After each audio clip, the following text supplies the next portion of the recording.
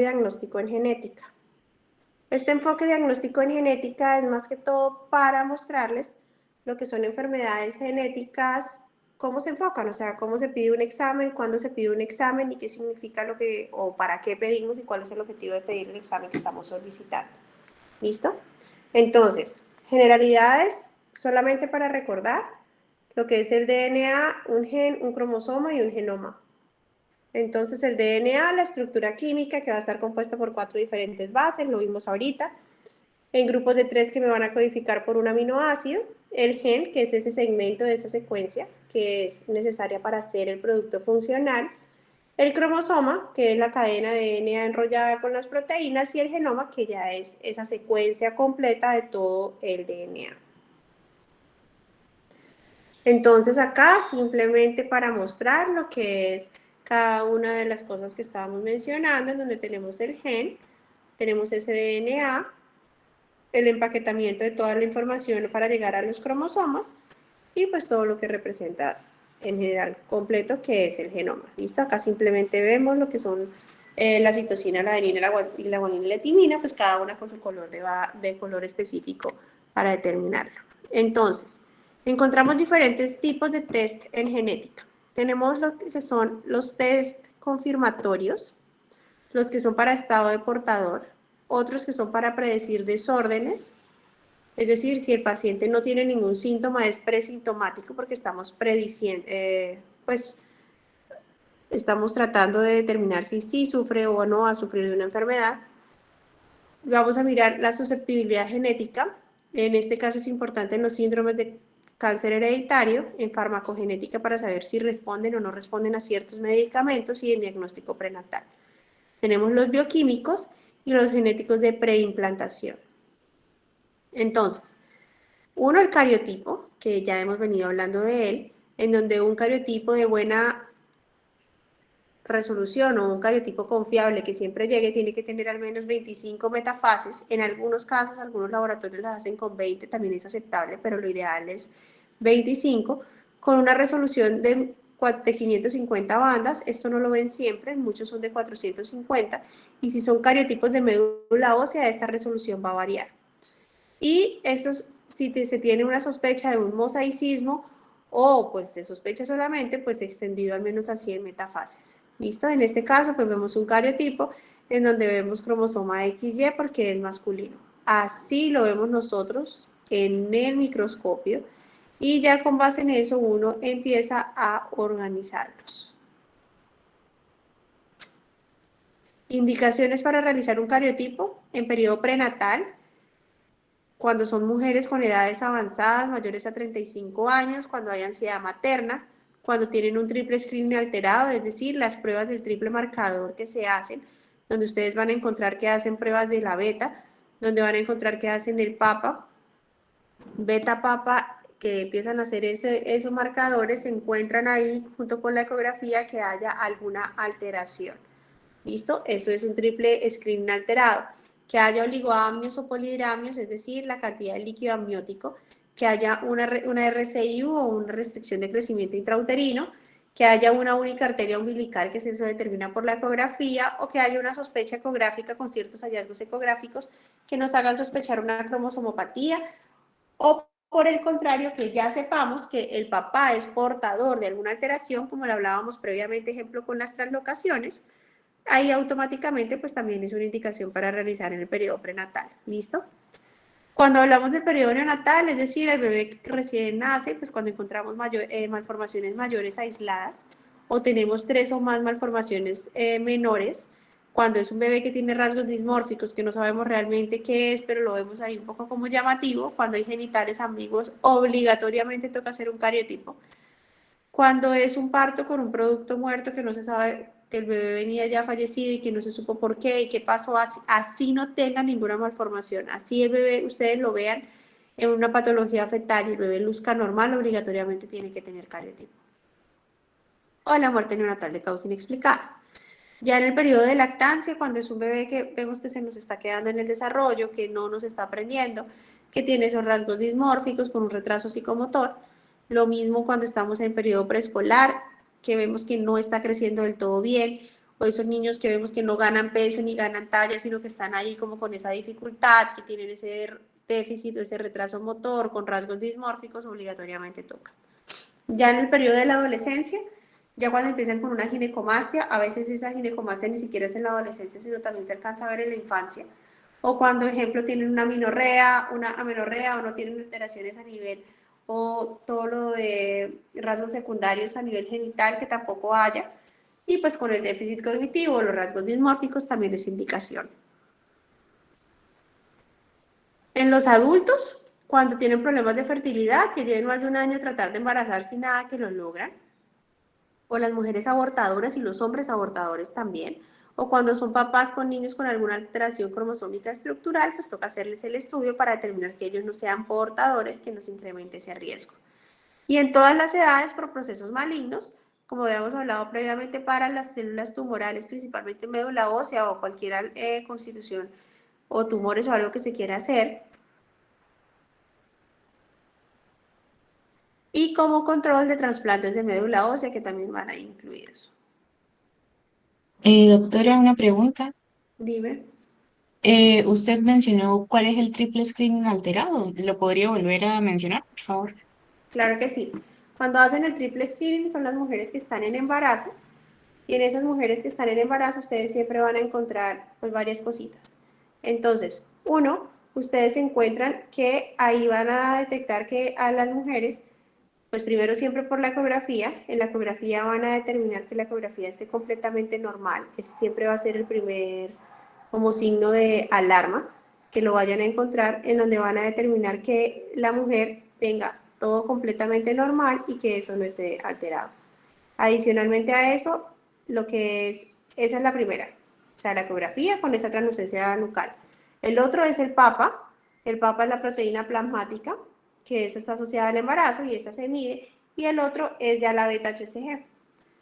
Ya ese es el triple marcador. Con esos tres marcadores, ahí automáticamente, si alguno está alterado o no está alterado, pues esto lo que hace es que nos incremente un riesgo de que podamos tener alguna alteración cromosómica.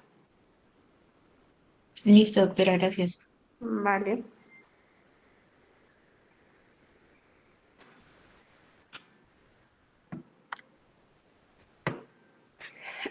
Bueno, en algunos casos también no solamente hacen el triple marcador, como hacen esa pregunta, sino que también podrían hacer el cuádruple marcador o como lo determinen, pero ese normalmente no se hace tanto porque pues no está incluido y no todos los médicos lo mandan, es hacer una alfa-feto y hacer una inhibina y el estriol conjugado. Esos también los pueden tener pues asociados, pero pues no es como tal. El que siempre se hace es el triple screening, que es el que les mencioné ya. ¿Listo? Entonces, ya con base en esto, este es el cariotipo. Está otro examen, que es el FISH, que es el estudio de la hibridación in situ, y en este lo que miramos es específicamente si hay o no hay hibridación in situ con fluorescencia. Es un término que se usa con fluoresceína, que es la tinción, en donde lo que se quiere determinar ahí es si algunas sondas que se utilizan o regiones específicas para esas sondas, ejemplo, acá en esto lo que se quiere mirar es la de lesión 22q11.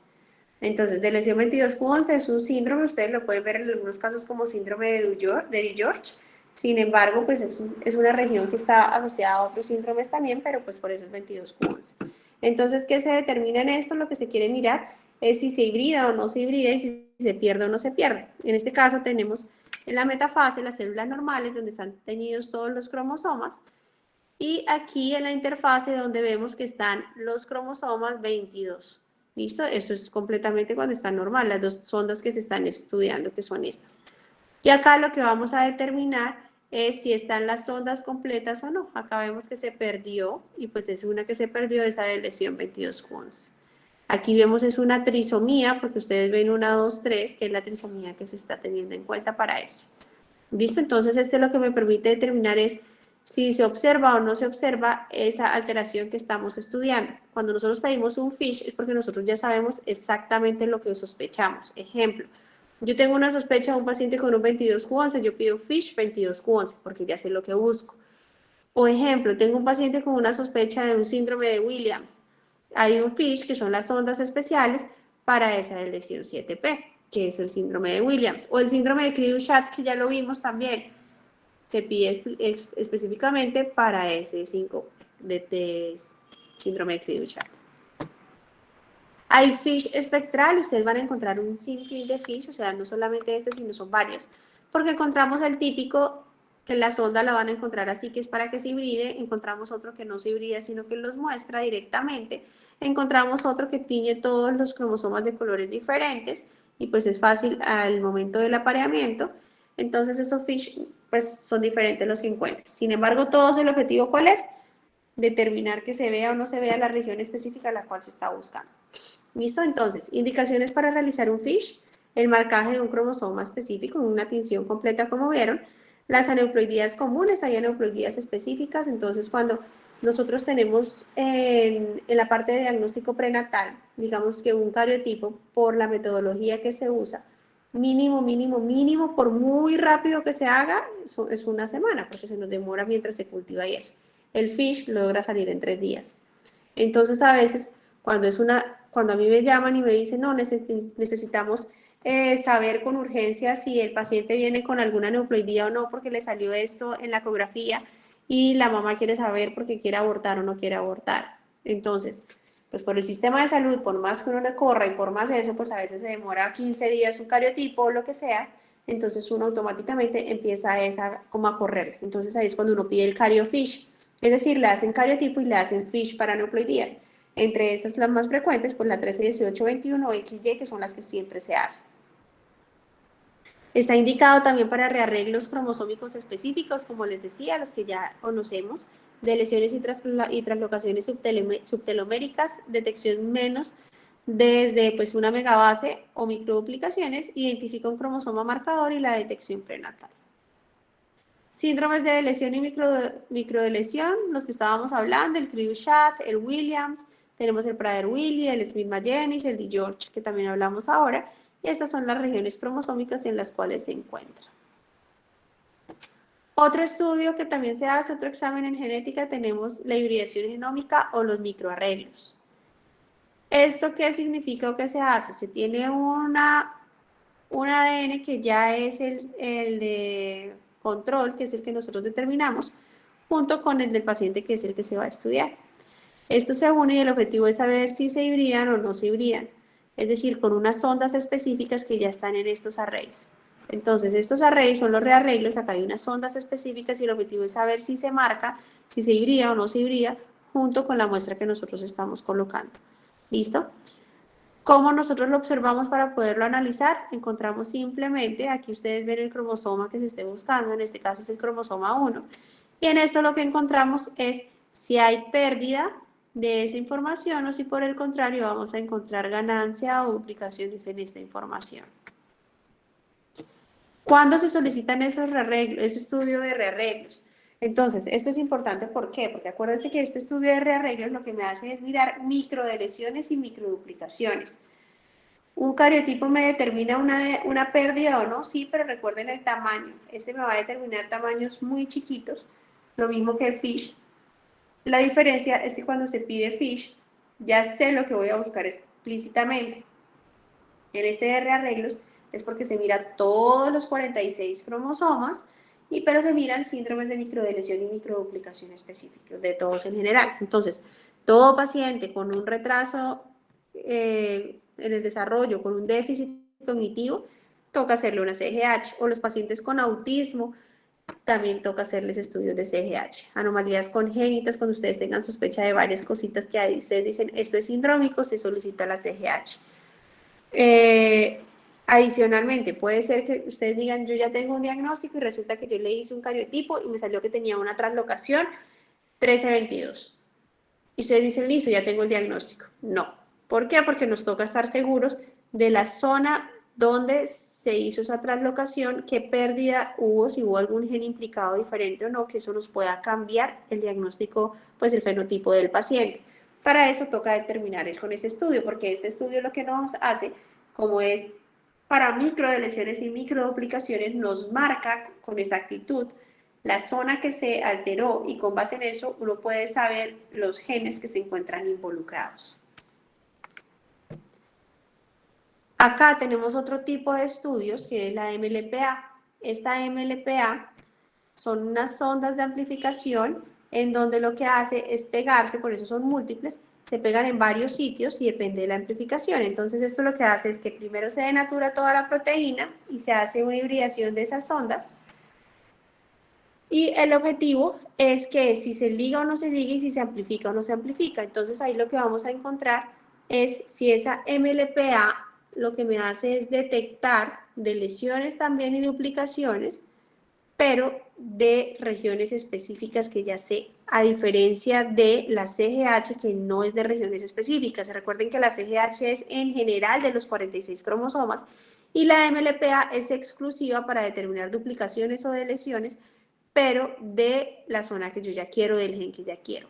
Ejemplo, paciente con cáncer de mama otra vez, volvamos al cáncer de mama, que tiene alteraciones en BRCA1 y BRCA2, principalmente para síndromes de cáncer hereditario. Entonces, yo pido una secuenciación y yo digo, listo, háganle secuenciación de BRCA1 porque quiero saber cómo tienen los genes. Pues resulta que solamente secuenciación me quedó corta porque BRCA1 está asociado al menos en un 20% por duplicaciones que puedan haber o por alteraciones en el CNV. Entonces me toca pedir secuenciación más MLPA para estar completamente seguros de que no haya una pérdida o una ganancia de alguna región que no lo pude detectar por la NGS. ¿Listo? Aplicaciones de esa MLPA para detección de mutaciones y de SNPs, análisis de metilación. Esto es otra cosa que se me olvidaba decirles. Nosotros tenemos muchas enfermedades que son por metilación. Recuerden que la metilación es un fenómeno de impronta en donde se silencia esa información genética, no se está expresando del todo.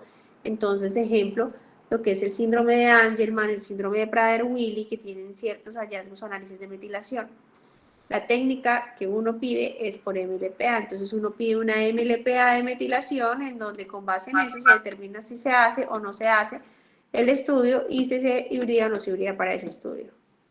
También es un potencial diagnóstico prenatal, pero eso todavía no se está usando y pues para cuantificación relativa de RNA mensajero. ¿Listo? Otra de las técnicas y como la más, pues la que más ha ayudado a poder determinar y poder conocer todo lo que es el genoma humano es la secuenciación del DNA.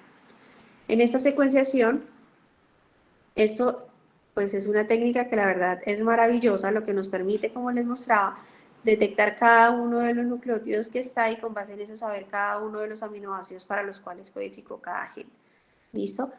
Esto hizo que al principio, desde el 2001 más o menos que arranca, pues era una prueba demasiado costosa en donde dependiendo del tamaño de los genes y dependiendo de lo que se iba a secuenciar, son técnicas que cada vez iban incrementando ese costo y era imposible hacerlos.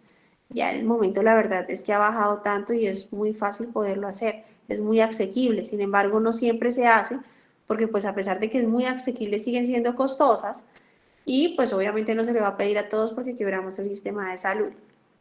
Entonces, nosotros podemos encontrar diferentes tipos de secuencia explícita de un solo gen, es decir, yo quiero pedirle porque yo estoy completamente segura de que mi paciente tiene, ejemplo, no sé, una enfermedad de Duchenne. Pero resulta que Duchenne, no sé, la mayoría de las veces, pues la alteración genética no es por secuencia, sino es por MLPA, es porque se da una deleción de esa parte, de ese gen de la Ducherina. Pero me salió negativo ese MLPA. Y yo digo, bueno, pero yo estoy completamente segura de que mi paciente tiene un Duchenne, así esa MLPA que me representa el 70 al 80% de los casos me haya salido negativa. Le pido entonces la secuenciación del gen. Eso es cuando uno solicita un único gen. Ya actualmente no se usa casi, ¿por qué? Porque nosotros decimos, bueno, yo lo mando por un único gen y ese único gen pues me va a salir, a no ser de que uno ya esté muy seguro. ¿Por qué? Porque por el costo. Si uno realmente tiene una duda y no está completamente seguro de que eso sea lo que vaya a buscar, pues es mejor pedir un panel. El panel es donde se mira un grupo de genes específicos. Ejemplo, me llega un paciente y yo lo veo y yo digo, ese paciente tiene una acondroplasia de libro. O sea, tiene su cabecita así grande, con su cráneo así, con su frente así, con la estatura así, con el acortamiento que presenta, o sea, es una acondroplasia. Yo estoy completamente segura de que es una acondroplasia, pues le pido secuenciación de FGFR2. Ahora, yo lo veo y yo digo, bueno, será una condroplasia, pero no me cuadra del todo para condroplasia. Le hago una radiografía y yo le digo, bueno, pero tiene unas epífisis o unas metáfisis ahí como raras que no sé. Pero adicionalmente le estoy encontrando que tiene un calcio bajito y otra cosa, y no sé. O sea, yo sé que tiene una displasia esquelética, pero no estoy segura de cuál. Estoy entre una displasia epifisiaria y una metafisiaria, ejemplo. Entonces, ¿qué hago yo? Pido un panel donde me incluya los genes asociados a esas displasias esqueléticas. ¿Listo? Ahora, tenemos secuenciación de las regiones codificantes, es decir, del exoma. El exoma es un estudio que se usa cuando ya definitivamente nosotros decimos, bueno, llegó este paciente y el paciente tenía una sospecha para, bueno, digamos acondroplasia, que no es lo usual que uno haga esto, pero bueno, una acondroplasia. Le pedí para FGFR2 y salió negativo. Yo digo, bueno, no tiene una acondroplasia. Entonces, ¿qué tiene el paciente? Tiene una displasia, pero no sé qué displasia tendrá ese paciente. Entonces le pido un estudio para displasias esqueléticas. Es un panel que me abarcaba 100 genes de displasias esqueléticas. Listo. Resulta que ese panel salió negativo. Pero es que yo estoy segura que lo que tiene ese paciente es algo genético. Ese paciente no puede ser así porque así de chévere. Tiene algo genético. Entonces le pido un exoma. ¿Qué hace el exoma? El exoma me mira todos los genes asociados, que son, o sea, las regiones codificantes de todos los genes asociados, depende del exoma que se pida. Entonces, hay exomas clínicos, que el exoma clínico lo que me hace es un exoma donde me miran 6.700 genes que están asociados a enfermedades ya conocidas. Es decir, me mira las regiones codificantes de los genes que están confirmados que están asociados a enfermedades clínicas. Pero hay exoma completo donde me va a mirar todas las regiones codificantes de todos los genes que tiene el paciente, incluido ADN mitocondrial si yo lo quiero incluir. O como actualmente lo hacen muchos laboratorios que ya no dicen paneles sino exomas. Entonces dice un exoma dirigido a displasias esqueléticas. Es decir, cuando uno pide el panel es porque nosotros queremos ciertos genes específicos. Es decir, yo quiero un panel para displasia epifisiaria múltiple. Entonces yo anoto el grupo de genes que quiero que me analicen. Es decir, si son 30 genes, pues anoto los 30 genes que quiero que ellos me analicen. Pero también está la opción de decir, bueno, yo quiero un exoma dirigido a displasias esqueléticas en general. Es decir, ellos cogen de todos los genes, todos los que puedan estar asociados a cualquier tipo de displasia esquelética. O sea, eso pueden ir ahí 300 genes y me analizan los 300 genes. Esos son los exomas dirigidos. ¿Listo? Y resulta que a mí me llega el resultado del exoma que yo hice y yo pedí, ejemplo, un exoma completo, donde en el exoma completo me miraba todas las regiones codificantes de esos genes asociados en general, pues, con ADN mitocondrial, y me salió negativo. Pero yo sigo insistiendo que ese paciente que yo veo chiquito, con la talla baja y que tiene alteraciones en huesos, que a pesar de que todo me haya salido negativo, ese paciente tiene algo genético. El paciente tiene algo genético porque se ve raro y el paciente tiene algo genético, punto final. Entonces, pues yo no me quiero quedar con la duda y ahí pido una secuenciación de todo el genoma. Ahí me mira, tanto exones como intrones, todo el ADN mitocondrial y absolutamente todos los genes. Y ahí pues yo digo, bueno, resulta que sí, me llegó el resultado y yo decía, tenía la razón, me salió una mutación, una variante patogénica en un gen, pero ubicado en el intrón y bingo, hice diagnóstico del paciente. ¿Listo? Ahora, ustedes lo ven así, ustedes dicen, no, pues súper breve, pido el estudio del gen, pido el estudio del panel y listo. Lo que implica solicitar un estudio de estos es como quien dice, tener en cuenta que uno se puede poner a buscar lo que no se le ha perdido, por decirlo así. Resulta que ustedes le hacen a ese paciente una secuenciación de todo el genoma y no solamente encuentran una variante para lo que estaban sospechando, sino encuentran 10 variantes más asociadas a otras 10 enfermedades. Entre esas hay patogénicas que dicen, ¿y ahora qué hago con esto? Entre otras hay inciertas, pero resulta que esa incierta, que ustedes no saben si sí o si no, está asociado a un cáncer de colon de edad temprana. Y ustedes dicen, me toca sí o sí. Entonces, lo importante de cada uno de estos estudios es saber realmente qué consecuencia o qué resultado puedo esperar, porque eso me altera completamente lo que yo estoy buscando. Cuando hacemos la comparación de estos test genéticos, pues acá es más, este cuadrito es bonito, porque eso lo que me determina es como el resumen y pues lo que me va a analizar. Entonces acá tenemos en el eje de las Y, miramos en la resolución, si vamos a ver una única o un único cambio en esos pares de base, o acá ya en la situamos cuando ya es muy grande. ¿Listo? Entonces aquí, ¿qué encontramos? Encontramos, uno, la comparación de las aproximaciones de esos test genéticos en donde tenemos el cariotipo del bandeo G, en donde sabemos que me mira toda la secuencia, o sea, todo el genoma, porque el cariotipo me mira toda la información en esos cromosomas, sí me lo está mirando, pero me lo está mirando a una resolución muy baja, es decir, en general. Por eso yo siempre les digo, empezamos de lo macro a lo micro. El cariotipo es lo macro, donde se mira el cromosoma en general. Ya después, si seguimos mirando todo lo del genoma, seguimos con el array o la hibridación genómica comparativa, que es este, que miramos todos los cromosomas también, pero con una resolución menor. Y ya si eso sale, pues tenemos también el genoma, en donde el genoma lo que nos determina es todos esos genes también, pero a resolución de base por base, es decir, variante por variante que vamos a ver. ¿Listo? ¿Qué otros estudios tenemos? Tenemos el FISH, que tiene una mejor resolución que el cariotipo, pero que si me mira regiones como tal que ya van a ser más codificantes, o sea que ya sabemos lo que vamos a buscar. Y tenemos la MLPA, en donde en esa MLPA tiene mejor resolución y me mira esos microduplicaciones, esas de lesiones y esas duplicaciones que estemos buscando. Ahora, ¿de qué depende el tipo de prueba genética que nosotros vayamos a solicitar? Uno, lo que les decía, del tipo de cambio genético que se desea detectar, es decir, si queremos cantidad o secuencia. Para grandes cambios, como mencionaba, estaba el cariotipo, estaba el FISH, estaba la hibridación, y para medianos y pequeños cambios está la MLPA con la CGH y la NGS, que es la secuenciación.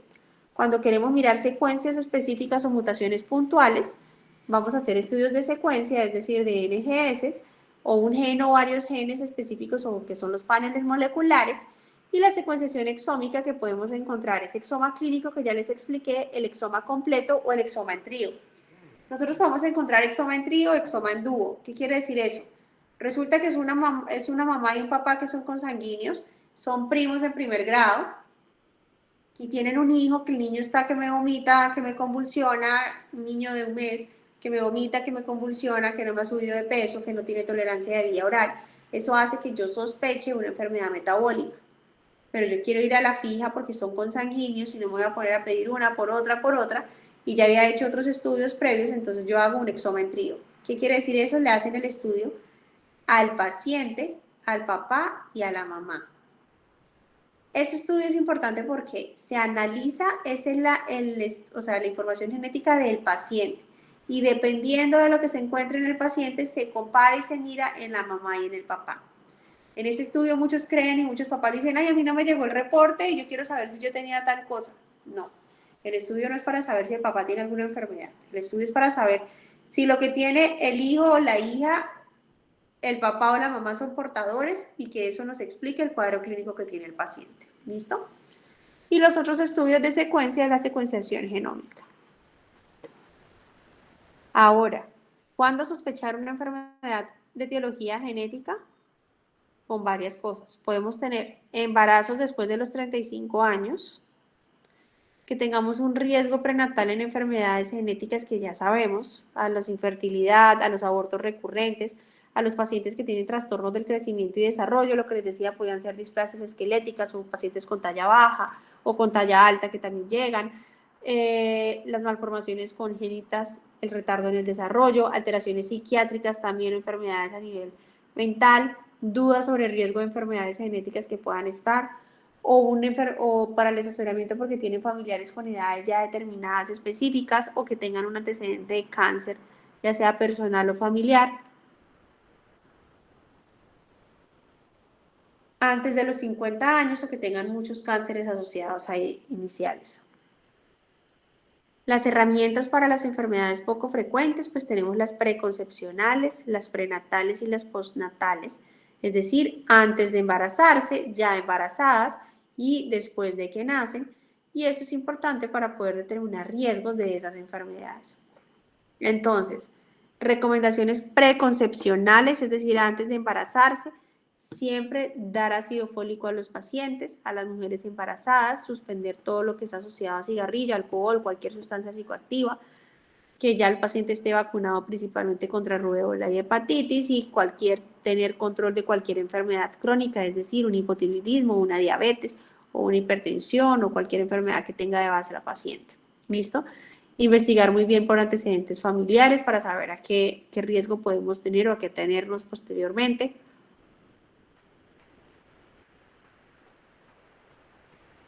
Una evaluación médica y los exámenes prenatales, la guía de la actividad física, que el paciente sea activo, investigar el riesgo ocupacional que pueda tener y la prescripción de suplencia de hierro que tenga.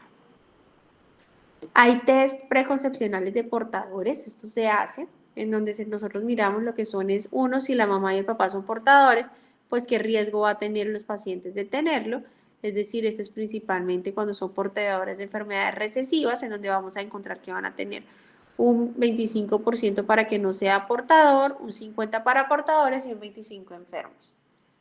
Adicionalmente,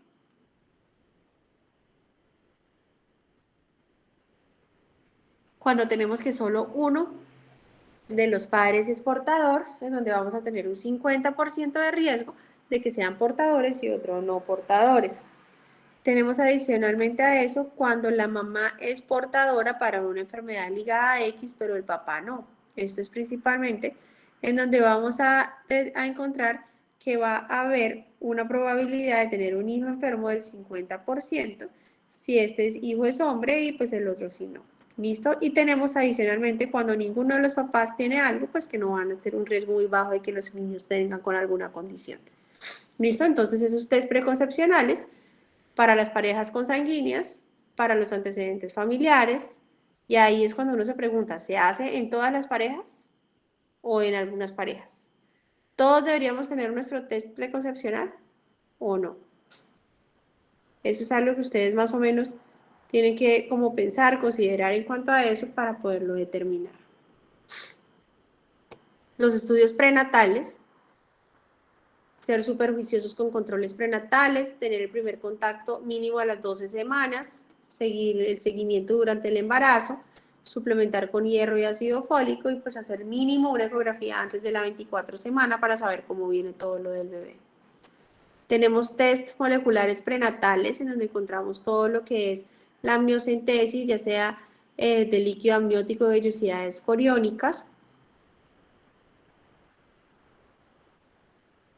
donde son estudios invasivos y se toma líquido amniótico de la vellosidad coriónica para analizar y hacer el estudio genético. Pero también tenemos el NIPT, que es un estudio que es no invasivo y es a través de una muestra de sangre materna se puede determinar la alteración genética con la que viene el bebé. Entonces, indicaciones de los test prenatales, la edad de materna avanzada, que hayan hallazgos ecográficos que sugieran una alteración cromosómica, que haya un antecedente de un embarazo con alguna alteración o que tengan un antecedente de enfermedades, alguna enfermedad genética específica o alguna enfermedad poco frecuente. Tenemos los postnatales,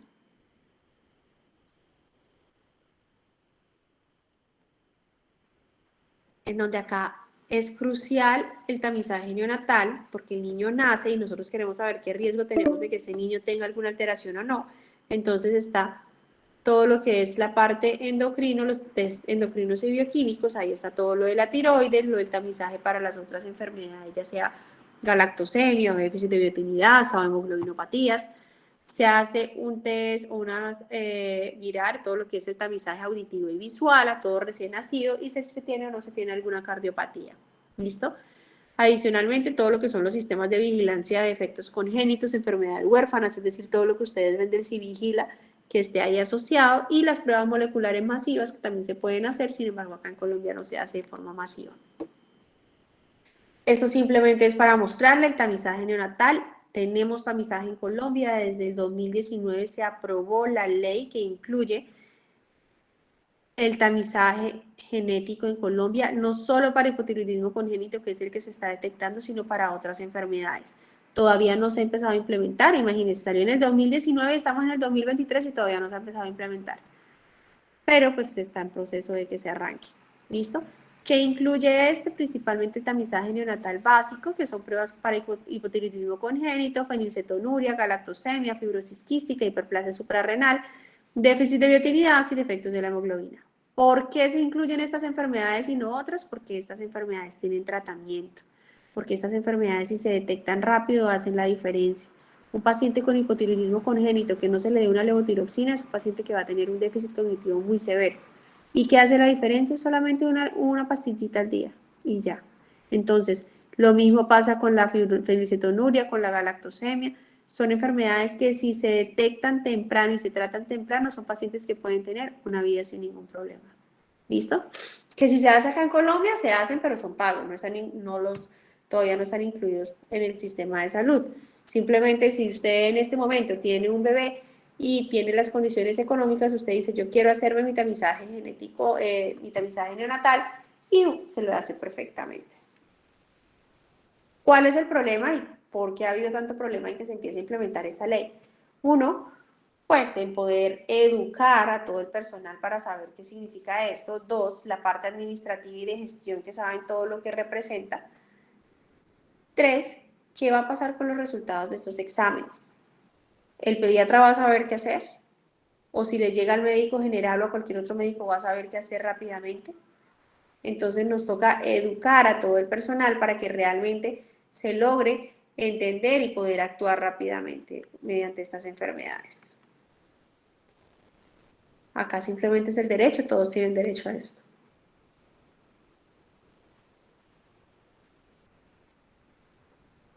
Acá es para mostrarles que hay programas de Latinoamérica y sistemas de vigilancia que sí están acá para hacerse, lo que les decía, el Civigila acá en Colombia. Hay otro que es el estudio colaborativo, que es el ECLAM, que es el estudio colaborativo de las malformaciones. Eso es a nivel de Latinoamérica, donde hay bebés que nacen con la malformación y automáticamente toca diligenciar todo lo de las fichas de ese CLAM para saber con qué malformaciones se encuentra presente. Entonces, termino esta presentación con una pregunta que quiero más que todo que ustedes piensen y la tengan clara. ¿Qué opinan de un exoma a todos los recién nacidos? ¿Nace un niño y se le hace un estudio genético completo o le hacemos un estudio genético a todo el mundo y sabemos y conocemos la información genética de todo el mundo de una vez? ¿Se harían ustedes un estudio de secuenciación completa de todo su genoma para saber de qué pueden sufrir o no? Es algo que ustedes tienen que estudiar porque pues es algo que de pronto ahorita no, pero en 20 años pueda pasar. ¿Listo? ¿Dudas o preguntas?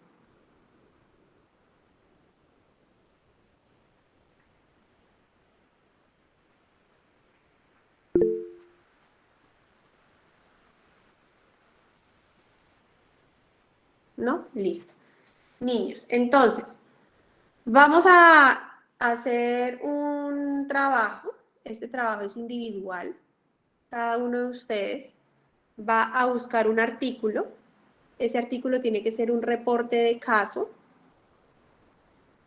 que sea de los últimos 10 años, o sea, ese va a ser el primer filtro, en donde en ese artículo tiene que decir, en ese reporte de caso tiene que tener estudio genético. Es decir, no vale solo un paciente que tiene un cariotipo con un síndrome de Down, no, ese no sirve. Estudio genético que ya tenga o un estudio de rearreglos o un estudio de mutación puntual y donde ustedes puedan interpretar lo que significa eso. Entonces, ejemplo, encuentran un artículo donde dice un reporte de caso de una enfermedad de un paciente con Huntington. Entonces ustedes buscan esa corea de Huntington, hacen el reporte y dicen, mira, se encontró una familia en Venezuela, porque Huntington o acá en Colombia es muy frecuente también, con una corea de Huntington en la costa y se encontró que tienen este estudio en esta variante. La variante es, entonces ustedes colocan el nombre de la variante, lo que significa, entonces ustedes dicen, mira, una variante en esta posición, esto por esto y significa esto. Me colocan ahí el tipo de mutación que tiene la variante y qué significa. Si es un estudio de rearreglos, entonces tiene una lesión en tal zona y está asociado a tal síndrome. Si tiene cualquier cosa de lo que tenga, tiene. Entonces, ustedes buscan el artículo y el objetivo del artículo, ¿qué es? Me hacen un párrafo de resumen del artículo en donde sea resumen, es decir, un párrafo pequeño, no un párrafo de 20 renglones, un párrafo de máximo 10 renglones, donde ustedes tienen que colocar ahí paciente de 20 años con corea de Huntington, se le hizo estudio, tuvo tratamiento, punto, o sea, tal. Después colocan estudio genético que se realizó, NGS y se detectó tal cosa. Y con base en lo que se detecte, ustedes me determinan qué le van a decir al paciente. Ese es el otro punto. Entonces, en ese punto ustedes dicen qué le van a decir al paciente, es decir, paciente tiene un riesgo de recurrencia del 50% o tiene un riesgo de recurrencia para sus hijos del 20% dependiendo del tipo de herencia que tenga la enfermedad. ¿Listo? Son 3 puntos prácticamente del artículo. Me enviarían el artículo y aparte envían en el Word lo que son los 3 puntos que les estoy diciendo. Y un último punto, que es, eso es del artículo, y un último punto, que es el cuarto punto, es donde van a colocar ustedes si se haría cada uno el estudio genético completo.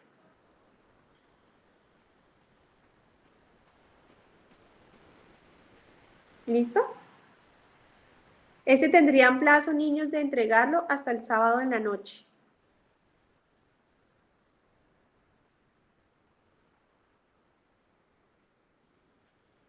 ¿Dudas o preguntas?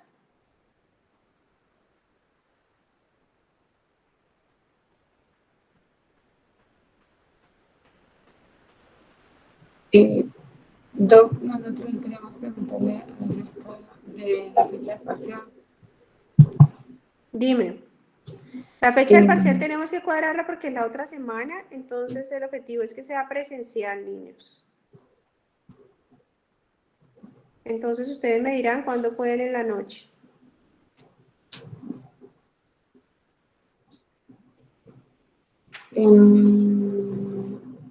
Doc, pues de pronto sería, pero sí sería la otra semana. Puede ser. Sí, señora, la Es otra que, semana. es que la otra semana pues tenemos educación y también de cirugía. No, la otra semana, niños, es obligatorio. O sea, no se podría, digamos, el lunes 28. No, señora, porque no para la corrección de los parciales y eso no me ponen a correr. La otra semana. Doc, una pregunta, ¿y hay alguna posibilidad de que el parcial se haga virtual? No, el parcial es presencial.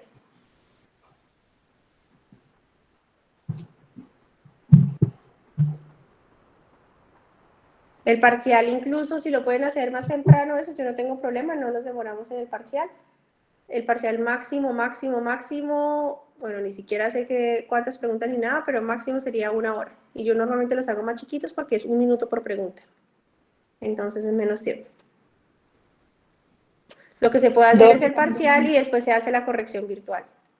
¿Cuándo de pronto nos dices, pues, la cantidad de preguntas y eso, o cuánto duraría el parcial? No, pues eso lo sabrían el día del parcial. ¿En qué influye que sea 1 hora o media hora?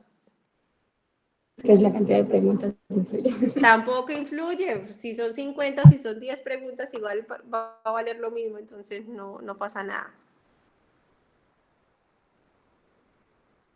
Si son más preguntas, tienen más posibilidad o de equivocarse o también tienen más posibilidad de salvar el parcial. Si son menos preguntas, pues menos. Ah, listo. Entonces ahorita nos envías el documento del trabajo. Sí, el documento se los puede enviar sin problemas, sin embargo, lo que les digo, o sea, el documento no lo van a necesitar de una, pero sí más o menos como para que tengan idea y eso, listo. Listo. Doctores, de pronto un poquito más de plazo para el trabajo. No, Pues, hasta el sábado porque me toca corregirlos el domingo. está bien. Ok, listo. ¿Listo? Igual está Vale. cortico, no es grave, niños. Y tuvieron toda la semana pasada libre, completamente libre de genética para estudiar cirugía. O sea, no para estudiar genética, para estudiar cirugía. Entonces, ahí está. ¿Listo? Listo, está bien. Bueno, me cuentan si pueden algún día en la tarde, se podría si quieren, si les queda fácil. ¿La otra semana es festivo o no? Sí, lunes es festivo.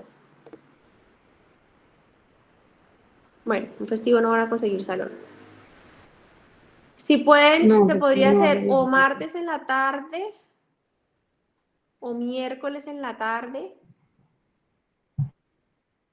o viernes en la tarde, podríamos más o menos tratar de mirarlo. Cuando digo en la tarde, no es en la mitad de la tarde, ¿no? O es al principio de la tarde o al final de la tarde, que no me corten la tarde. Pero Listo, que se está. podría más o menos como tratar de que cuadráramos para eso. Lo que les digo, máximo, máximo, máximo de tiempo, 1 hora. O sea, no es necesario más tiempo. ¿Listo? Listo. Vale, niños, perfecto. Pues quedo pendiente entonces cualquier cosa. Listo, doctora, buenas noches. Vale, feliz noche igual. Hasta luego.